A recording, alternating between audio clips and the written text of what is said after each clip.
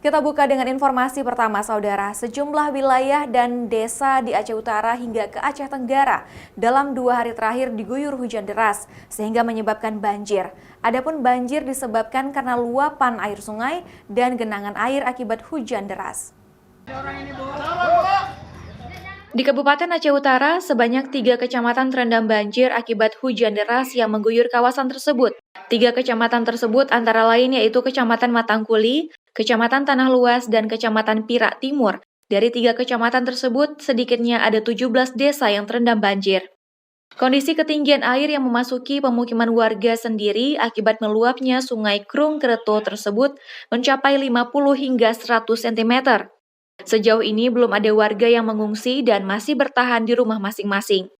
Sementara di Aceh Tenggara, akibat hujan deras terjadi banjir pada pukul 22.35 waktu Indonesia Barat yang menyebabkan terendamnya 22 unit rumah warga di Desa Kuning 1, Kecamatan Bambel, Aceh Tenggara. Banjir juga menyebabkan jebolnya tanggul daerah aliran Sungas atau Das Lawe Tuban sehingga menggenangi lintas nasional. Syahril, Kompas TV, Banda Aceh.